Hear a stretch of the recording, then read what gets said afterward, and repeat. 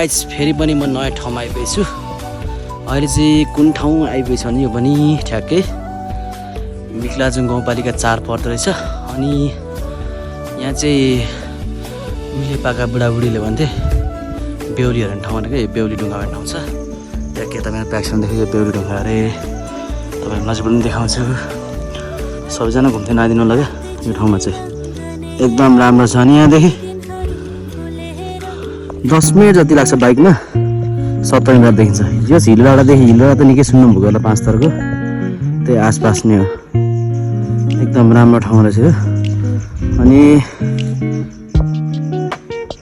पर देखेको चाहिँ बुद्ध पार्क सब रहेछ यो ठाउँमा चाहिँ खुसी लाग्यो नयाँ ठाउँमा आएर। त्यही हो तपाईँहरू पनि यसो फ्री भएको बेला घुम्दिन आइदिनु होला। ल माया छ है सबलाई।